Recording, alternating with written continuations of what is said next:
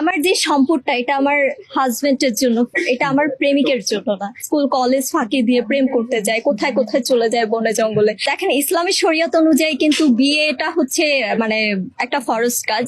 তো বিয়ের আগে যেটা আসলে একটা শারীরিক সম্পর্ক, সেটা ছেলে মেয়ের গার্লফ্রেন্ড বয়ফ্রেন্ড যাই হোক, এটা কিন্তু জেনা বলা হয় এক কথায়। তো সেই জিনিসটা আসলে হারাম কাজ।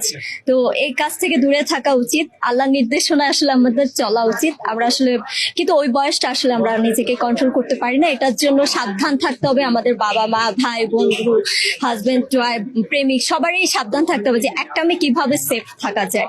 আমার সেফটি কিন্তু আপনার হাতে, বা খোকন ভাইয়ের হাতে, বাবার পরিচালক, বাবার হিরো যারাই আছে, তারা যদি সুযোগ না নিয়ে যদি সুবিধা নিতে যায় তাহলে তো আমি বাবা মা কখনোই চায় না তার মেয়ের গায়ে একটা ফুলের টোকা পড়ুক। এই যে মেয়ে যে বিশ্বাসটা নষ্ট করে ফেলে, স্কুল কলেজ ফাঁকি দিয়ে প্রেম করতে যায়, কোথায় কোথায় চলে যায় বনে জঙ্গলে, কেউ কিন্তু বুঝতে পারে না। আমি এটাই বুঝাচ্ছি। বলতে গেলে যে আমাদের যে যৌবনের যে বয়সটা, তখন কিন্তু আমরা নিজেরা কন্ট্রোল করতে পারি না। অনেক সময় অনেক মায়ার জালে জড়িয়ে, অনেক ভাবে বিয়ের আগে শারীরিক সম্পর্কে জড়িয়ে নিজেদের সম্মান হানি করি, বাবা মার বিশ্বাস নষ্ট করি। কিন্তু একটা সময়, বয়সের একটা সময় আমি ফিল করি যে আমি যে সময়টায় প্রেম করেছিলাম, যে সময়টা আমি আমাকে অন্যের মাঝে দিয়েছিলাম, সেটা আসলে আমার একটা ভুল সময় ছিল।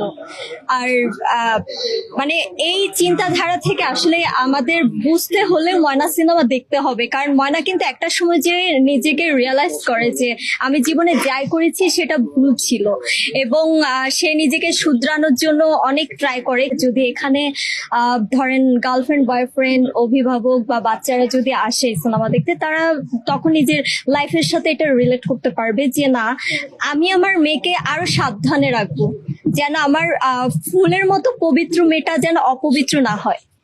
এবং একজন প্রেমিক প্রেমিকা চিন্তা করবে যে একটা মেয়ের সম্মান কিন্তু বাঁচানোর দায়িত্ব এই পুরুষটারও। একজন প্রেমিকা চিন্তা করবে যে আমার যে সম্পদটা এটা আমার হাজবেন্ডের জন্য, ফিউচার যে আমার হাজবেন্ড হবে তার জন্য, এটা আমার প্রেমিকের জন্য না। সবকিছু মিলিয়ে আসলে একটা দুর্দান্ত একটা স্টোরি, এবং ট্র্যাজেডিটা অনেক ভালো। কারণ আমরা যখন ব্রেকআপ হয়ে যাই তখন কিন্তু ডিপ্রেশনে যাই, সুইসাইড করি, যার কারণে ওইখান থেকে আসলে বের হয়ে আসতে হবে। নিজেকে ভালোবাসতে হবে, নিজেকে ভালো রাখতে হবে। এটা কারো মাঝে কাউকে ভালোবেসে সেই ভালোটা রাখা ইম্পসিবল।